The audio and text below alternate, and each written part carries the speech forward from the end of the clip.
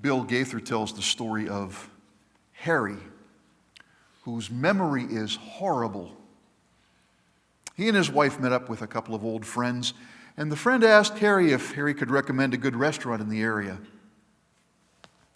Harry thought for a second and said to the friend, "What do you call that flower with the red petals and the thorns on the stem?" And the friend said, "You mean a rose?" And Harry said, "That's it. Rose, honey. Do you remember that restaurant that we..."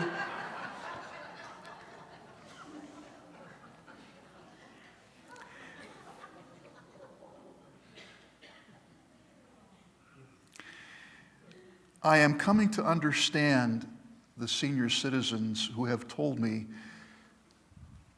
they're standing in a refrigerator door and can't remember, was I getting something out or did I just put something away?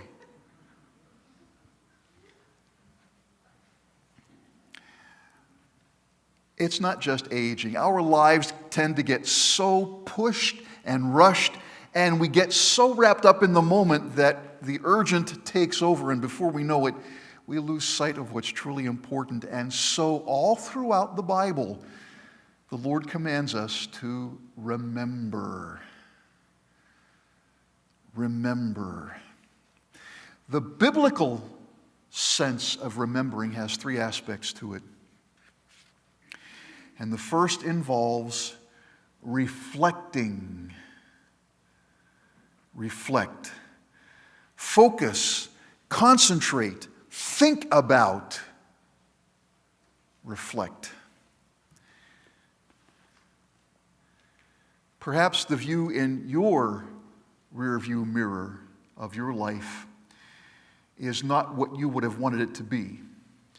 You don't have much choice over that, but it's important to look in that rearview mirror from time to time to remember whence you've been, whence you've come. In Psalm 42,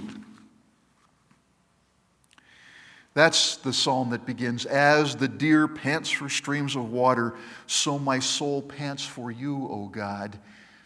The picture we often see is a deer bending to drink, but the picture the psalmist wants us to have is a parched deer who is desperate because it's not had water. He's not had the experience of God's presence for a while and is wondering what's going on. And then he says,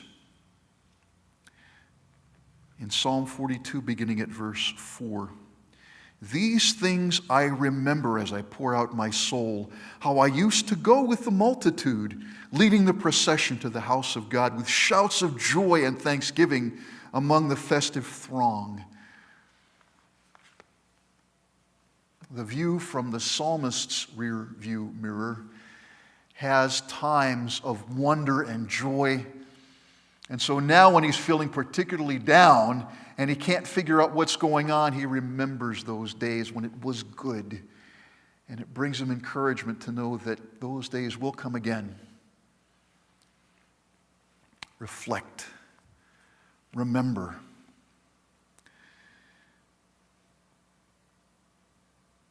You may recall, those of you who have been around the block a few times, the day that you realized you have become your father or mother. That might have been a good day. That might not have been such a good day.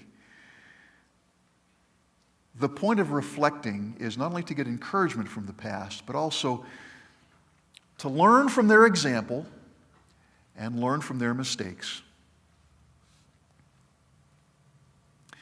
One aspect of remembering is reflecting. And Memorial Day is a good time to reflect, to ponder, to think about the men and women who made our freedom possible through their sacrifice. But not only that sacrifice, but the good things that God has already done. And that same God, who at this point in life only shows up in the rearview mirror, is still there and will be there. Sometimes we need to remember. A second aspect of remembering in the biblical sense is respecting. In Genesis 8 and verse 1, Noah and his family have been shut up in that ark with all those animals for over a month. Have you ever actually thought about what that felt like, what that smelled like? Everything that you know is gone. Everything, including the people, including the landmarks. There's nothing left. And they're bobbing around in this boat and thinking to themselves, God is almighty. He's the creator of everything. He keeps everything going. Maybe at this point, he is somewhere, his attention is somewhere in the Orion belt, and he's taking care of things there. He's kind of forgotten about us bobbing around in the water. Maybe God did forget. And we kind of get that sense in the beginning of Genesis 8:1, where it says, "But God remembered Noah and all the wild animals and livestock that were with him in the ark." He's been busy someplace else taking care of the universe, and then suddenly, oh my word, I forgot about Noah. That's not what happened. The biblical sense of remembering, especially in this passage, carries the idea of taking the time to act. The right time has come to act. And so remembering is not just calling to mind, it's doing something with what you have remembered. It's acting with special regard. I'm going to try something quickly. Those of you who have been in any service to our country, to whom do you do this?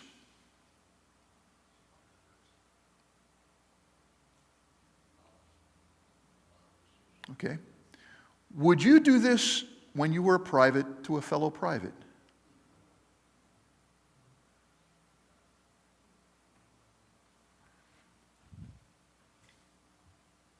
Looking at this young man with the beret, he is exhibiting respect. But keep in mind, he's not necessarily showing respect to the man. He may hate that man's guts. He may think this is the worst human being who has ever lived on the face of the earth. He may want nothing to do with this man, but he's showing respect to the uniform. And he's not just feeling respectful, he is exhibiting, showing respect, showing regard.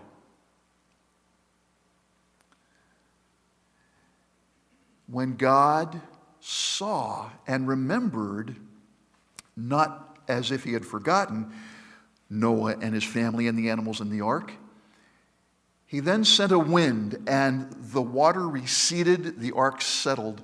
God had regard, paid attention to Noah at this point.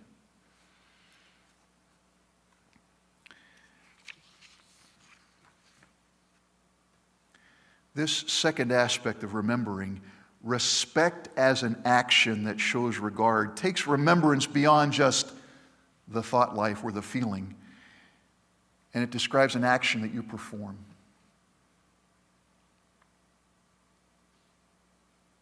I have lots of respect for my wife's cooking, but I need to make sure that she knows it, so I tell her it's an action that you perform. This is the biblical sense of remembering.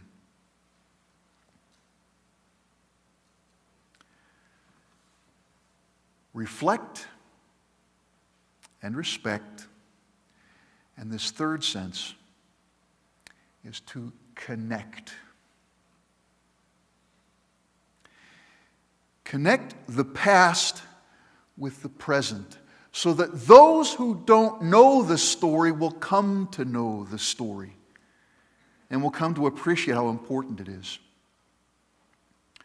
Whether or not your story is a very sophisticated one that takes lots of information to remember, or whether your story is a very simple one that doesn't take much communication, you create a bridge to the people in your present so that they can remember the past.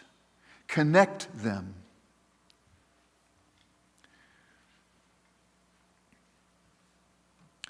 In In Deuteronomy 6, the Lord gives us an example of exactly how to do all three of these things. In Deuteronomy 6, Moses is addressing the people of Israel just before they're about to go into the promised land. And he says to them, this is the reflecting part. Hear, O Israel, the Lord our God, the Lord is one. Love the Lord your God with all your heart and soul and strength. These commands I give to you today are to be upon your hearts. Reflect, think about them, remember these commands. Then take action. Don't just stick them up here somewhere. Talk about them when you sit at home and when you walk along the road, when you lie down and when you get up. Tie them as symbols on your hands and bind them on your foreheads. Write them on the doorframes of your houses and your gates. Find a way to take action to help you remember. And then connect. Impress them on your children. Do I have to do that? This is what the Lord says. It's important.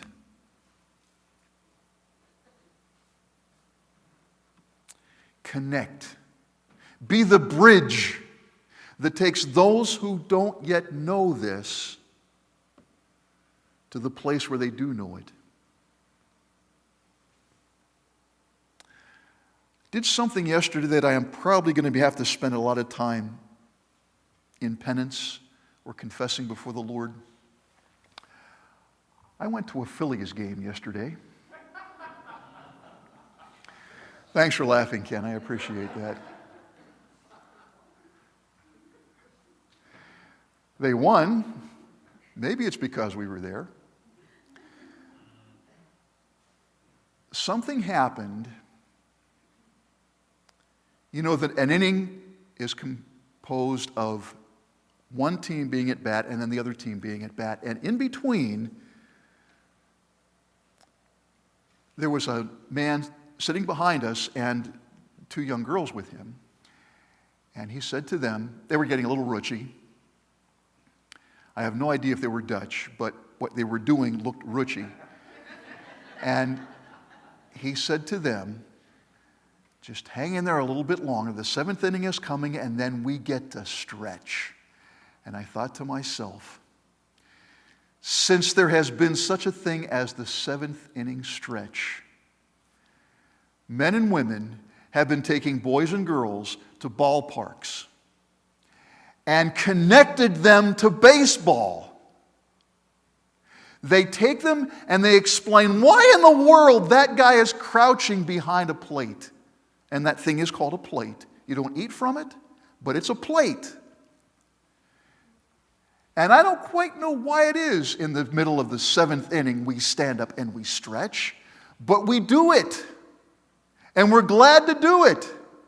And what do we sing?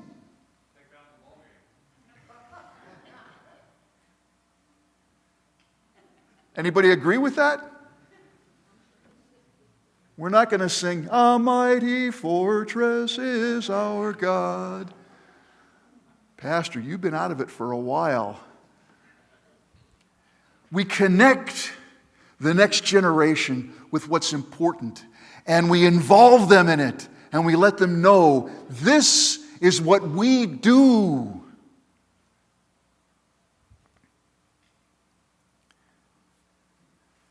As Americans, we do all three of these things.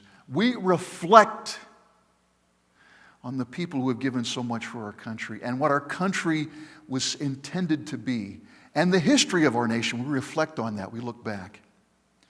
We respect this nation. Perhaps you will be taking flowers to a graveside. Maybe, how many of you were at the Memorial Day parade yesterday? What do you think? Was it as good as usual? No.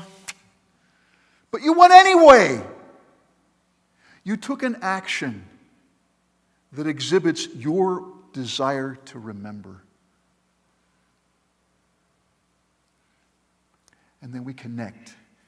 We tell our kids, and we show our kids and our neighbors what it means to be an American.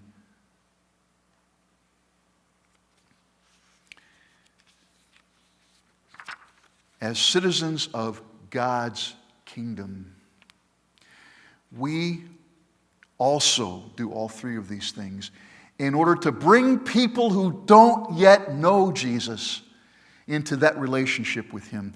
We reflect. In 1 Corinthians 11, Jesus tells us, do this as often as you will. How does it end? You knew that.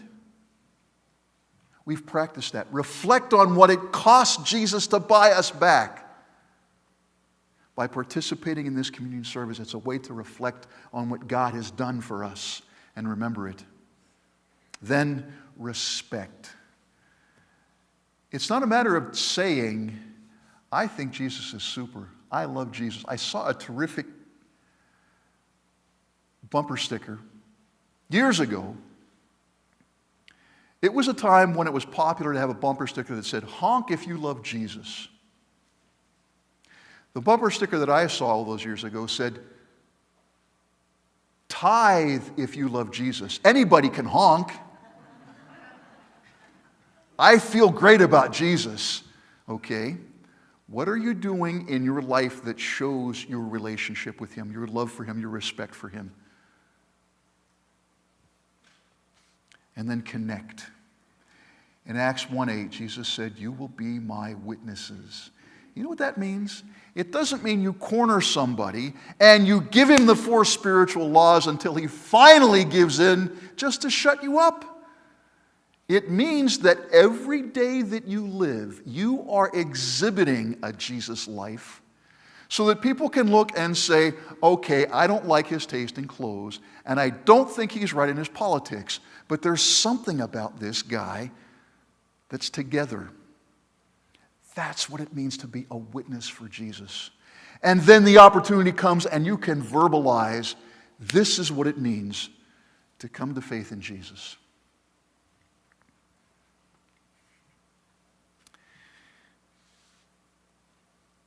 Reflect, respect, and connect. At conference this past week, we learned one last thing that isn't on the back of the bulletin, but it's important in the whole process of remembering. And that is to forget. Say what? We're going through all this to try to remember, and now you're telling us to forget? Paul said,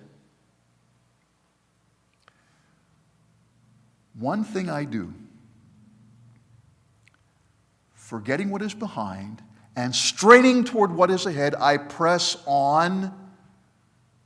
Remember that from last week? That was our theme for conference this past week. And when Paul says forgetting what is behind, he doesn't mean blot the past out of your memory. He says, don't live there. Don't live with your eyes always in the rearview mirror. It's a temptation, especially in a small town where the past seems better, where they did things better back then. Don't live back there. Press on. Reflect on what you've seen and what you've experienced. Respect and take action. Connect people with Jesus in your witness. But don't live back there. Press on. Because something wondrous is waiting for us.